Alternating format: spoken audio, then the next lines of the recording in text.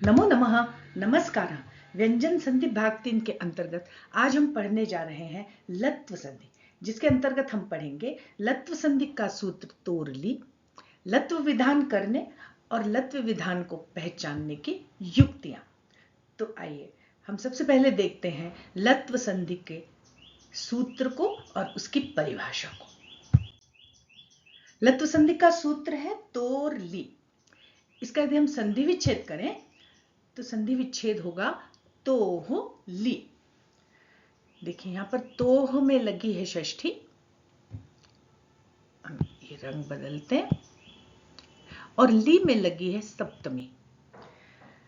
जिसमें षष्ठी लगी होती है वो वर्ण स्थानीय होता है, और जिसमें प्रथमा लगी होती है वो आदेश होता है। ये आपको हमेशा ध्यान रखना चाहिए। तो यहां पर देखिए तोह ली, ये अभी सूत्र अधूरा है। इस सूत्र में अनुस्वारस्ययी परसवर्ण नाम का जो पहले का सूत्र है, वहां से परसवर्ण इस शब्द की अनुवृत्ति आती है। तो टेक्निकली तो हमको उसके बाद ये संधि पढ़ानी चाहिए थी, पर आपको समझने की सुविधा की दृष्टि से इसका क्रम बदलकर इसको स्तोश्चुनाश्चु और स्टुनाष्टु के तुरंत बाद इसलिए पढ़ाया जा रहा है कि वहां पर भी हमने देखा था कि तवर्ग में परिवर्तन हो रहा था, और यहां भी जो परिवर्तन हो रहा है वो तवर्ग में ही हो रहा है। स्तोश्चुनाश्चु और स्टुनाष्टु में भी स्तो शब्द का प्रयोग था, और वहां सकार और तवर्ग जो है वो स्थानीय थे और परिवर्तित हो रहे थे। यहां पर उसमें से केवल स हट गया है। तो यहां पर भी है, तो हो माने तू का षष्ठी एक वचन। तो आइए अब हम एक एक शब्द का अर्थ करेंगे, तो आपको ये परिभाषा बहुत अच्छी तरह से समझ में आएगी। तो माने तवर्ग का, षष्ठी लगी है ना, तवर्ग का माने त थ द ध न का। क्या होगा? ली माने ल परे रहने पर। तवर्ग का ली ल परे रहने पर क्या हो जाता है? परसवर्ण। परसवर्ण आदेश हो जाता है, और ल का जो परसवर्ण है वो दो हैं ल के परसवर्ण, एक ल और एक अनुनासिक ल। अब हमें ये देखना पड़ेगा कि तवर्ग के त थ द ध न में से किसके स्थान पर ल होगा और किसके स्थान पर ल होगा। तो हमने ये पढ़ा हुआ है कि स्थानेंतरतम, कि स्थान और प्रयत्न की दृष्टि से जो परसवर्ण अंतरतम होगा, ज्यादा नजदीक होगा, ज्यादा समानता लिए होगा, वही होगा। तो ये देखिए त थ द ध न जो है वो अनुनासिक वर्ण है, तो त थ द ध न की जगह ये ल हो जाएगा, और ये न वर्ण जो है वो अनुनासिक वर्ण है, इसलिए इसकी जगह पर ल हो जाएगा। चलिए आगे आगे हम इस बात को और अच्छी तरह समझते हैं। देखिए यहां पर एक और बात महत्वपूर्ण है कि हमने स्तोह चुनाश्चुह में पढ़ा था कि स्तोह माने सकार और तवर्ग के योग में, या सकार और तवर्ग का योग जब चुना होता है माने शकार और चवर्ग से होता है, तो स्तु श्चु में बदल जाता है। वहां योग की बात हुई थी, माने तवर्ग चाहे आगे हो, मतलब चाहे पूर्व में हो चाहे पश्चात में हो, तवर्ग में परिवर्तन हो रहा था। पर यहां पर चुना जैसी तृतीया नहीं लगी है, यहां पर लिखा है ली, सप्तमी लगी है। मतलब ल वर्ण के परे रहने पर, माने तकार के या तवर्ग के तुरंत बाद यदि ल आता है तब तो तवर्ग में परिवर्तन होगा, पर अगर ल के बाद त आता है तो शुनाष्टु और स्टुनाष्टु जैसी स्थितियां नहीं होंगी। चलिए अब आगे देखते हैं हम। देखिए यहां पर जो तो हो है ये स्थानीय है। तो में आते हैं त थ द ध न, पर अभी हम न की बात नहीं कर रहे हैं क्योंकि वो अनुनासिक है। हम केवल अभी त थ द और ध की बात करें कि तो हो माने त थ द और ध का ली माने ल परे रहने पर। यहाँ षष्ठी है, अभी आपको बताया मैंने, ये षष्ठी है, मैंने तोह का ली माने ली ल परे रहने पर। तोह का माने त थ द ध, न भी है, न की बात हम बाद में कर रहे। त थ द ध का ली माने ल परे रहने पर क्या हो जाता है? परसवर्ण, परसवर्ण आदेश हो जाता है, माने ल का परसवर्ण ल भी है, ल भी है, यहाँ पर तथ दध न की जगह ये ल हो जाएगा, ल आदेश हो जाएगा। इसका मतलब है कि जब त, थ, द या ध के तुरंत बाद यदि ल आता है तो त की जगह भी ल हो जाएगा, थ की जगह भी ल हो जाएगा, द की जगह भी ल हो जाएगा, और ध की जगह भी, ध के स्थान पर भी ल ही हो जाएगा। और स्थितियां बनेंगी डबल ल की, माने एक तो जो ल आया है वो ल स्वयं, और एक इस तथ दध न की जगह हुआ है जो परसवर्ण आदेश, वो ल, तो दोनों मिला के द्वित्व हो जाएगा। और यही हमारी तोरली संधि की पहचान भी है कि आपको जब दो ल एक साथ दिखें तो आप वहां चेक कर लीजिए, वहां प्रायः तोरली संधि हो सकती। अब देखिए ये तो जो था वो तथ दध न जो है वो काहे में परिवर्तित हो गए, वो ल में परिवर्तित हो गए, और स्थिति बनी ल ल। आइए उदाहरण के माध्यम से हम इस बात को और अच्छी तरह समझते हैं। देखिए ये पहला शब्द देखिए, उत्धन लंघनम।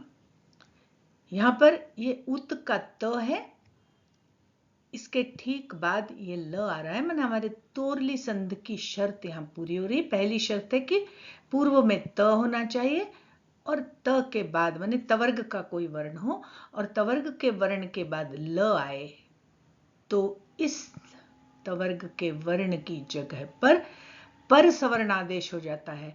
तो ल का परसवर्ण हमने देखा कि दो होते हैं, ल और न। तो यहाँ पर चूंकि अननुनासिकता है या निरनुनासिकता है, तो उसकी जगह पर जो ल है, सामान्य ल जो अननुनासिक है, वो ल हो जाएगा। तो इस त की जगह पर ल हो जाएगा और यहाँ स्थिति बनेगी ल के द्वित्व की, दो ल आपको दिखाई पड़ेंगे।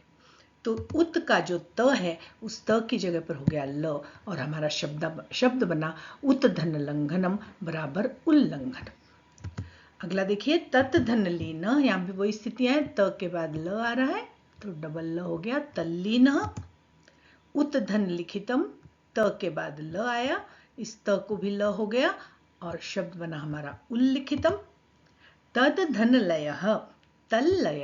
अब यहाँ पर देखिए अभी हमने इन दो उदाहरणों में, तीन उदाहरणों में त के बाद ल देखा, यहाँ पर देखिए तवर्ग का ही अगला एक दूसरा शब्द अक्षर आ रहा है द, इस द के बाद भी ल आया तो भी द को ल हो गया और हमारा शब्द बना तल्लय। यहाँ पर एक बात महत्वपूर्ण बताने की है, क्षम्यता, कि ये जो द है ये तत् होता तो भी तल्लय ही होता, ये तद लिखा है तो भी तल्लय ही होगा।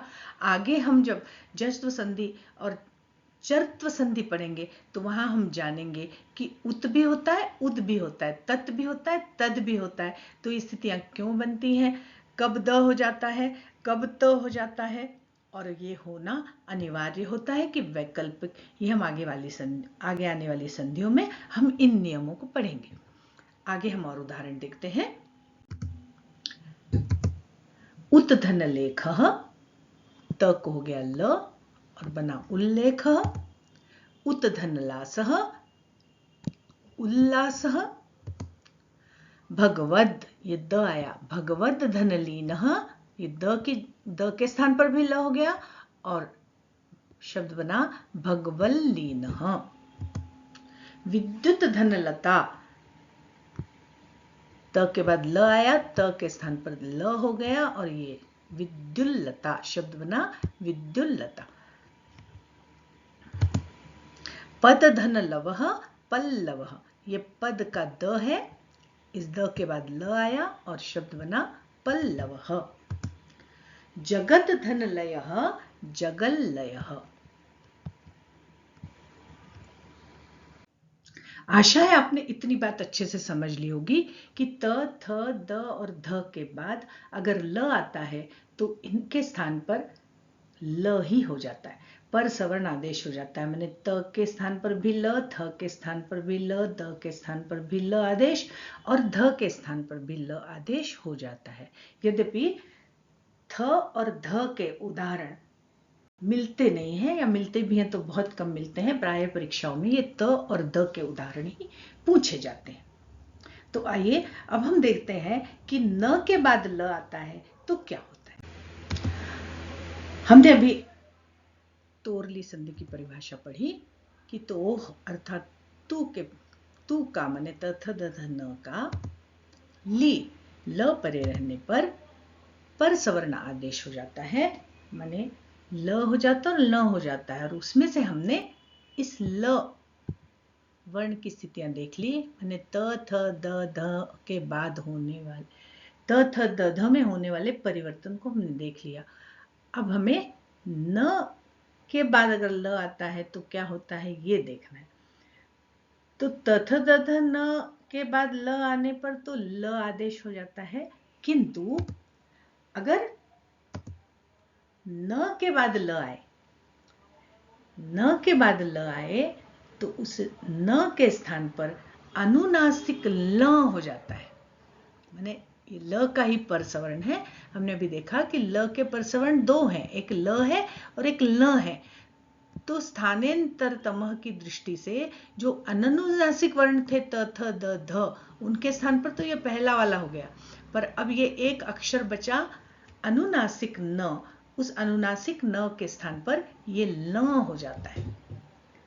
उदाहरण देखिए, जैसे महान धन लाभ, तो इस महान के न की जगह पर ल हो जाता है और हमारा शब्द बनता है महान लाभ। अभी हम इसको और अच्छी तरह समझेंगे, इसके आनुनासिक्य को समझेंगे। तो देखिए, तो हो माने तवर्ग का, ली माने ल परे रहने पर क्या हो जाता है, पर सवर्णादेश ल हो जाता है। देखिए हम तथ दध की बात कर चुके हैं, उसकी जगह पर ल हो रहा था। यहां हम चर्चा कर रहे हैं केवल न की। तो इस न के बाद ल आने, न के बाद ल आने पर, इस न के बाद ली माने ल के आने पर, इस न के बाद ल के आने पर सवर्ण आदेश न की जगह पर ल हो जाता है और ये स्थिति बनती है, ये ल हो जाता है, अनुनासिक ल। और इस ल का जो आनुनासिक्य है, इस ल का आनुनासिक्य पूर्व वर्ण पर पड़ता है। मैंने इस ल का जो अनुनासिक का चिन्ह है वो पहले का जो स्वर है उसके ऊपर पड़ता है, क्योंकि वर्तमान में टाइपराइटर या जो हमारे लैपटॉप इत्यादि हैं उन पे जो टाइप किया जा रहा है वो यहाँ पर अनुस्वार नहीं लगा पाते हम यहाँ। तो ये आनुनासिक जो है इसके पूर्व वर्ण पर प्रदर्शित होता है, यहाँ नहीं होता है। चलिए हम उदाहरणों से इसको देखते हैं। हम वही पहला उदाहरण देखते हैं। महान धन लाभ, इस न की जगह पर ल हो गया, ये ल आने के कारण से इस न के स्थान पर हो गया ल और स्थितियां बनी महान लाभ। अब ये जो अनुस्वार का चिन्ह, मतलब ये जो चंद्र बिंदु यहां लगना चाहिए था वो यहां लगाने की स्थितियां नहीं होती, इसलिए वो चंद्र बिंदु पूर्व वर्ण पर दिखाई पड़ता है। देखिए पूर्व वर्ण पर दिखाई पड़ता। अगला उदाहरण देखिए, विद्वान धन लिखती, विद्वान लिखती, श्रीमान धन लसती। वही स्थितियां बनी कि न के बाद ल आया तो न को क्या हो गया, अनुनासिक ल हो गया, ल हो गया ल, और शब्द बना श्रीमान लिखती। और इस ल का जो आनुनासिक है वो इस पूर्व वर्ण पर दिखाई पड़ रहा है। अगला उदाहरण देखिए, पठन धन लिखती, पठल लिखती और शब्द बनेगा पठल लिखती। हसन धन लाती, हसल लाती, हसन लाती। गुणवान लसती, गुणवान लसती, गुणवान लसती। अभी एक महत्वपूर्ण बात याद आई है, वो आपको बता दूं इसके बाद हम जो संधियां पढ़ने वाले हैं, जश्त्व संधि के 2 सूत्र झलाम जशवंते झलाम जश जशी या चर्त संधि या यरोनुनासिके नुनासिकोवा, उन सब संधियों में लगातार प्रत्याहारों के आधार पर सूत्र बने हैं। झलाम जश जशी में झल जश झश या खरी चौ में खर प्रत्याहार या यरोनुनासिकोवा में यर प्रत्याहार का वर्णन है। तो हमें ये मालूम होना चाहिए कि झल मने क्या, जश मने क्या, झश मने क्या, खर मने क्या, चर मने क्या और यर मने क्या।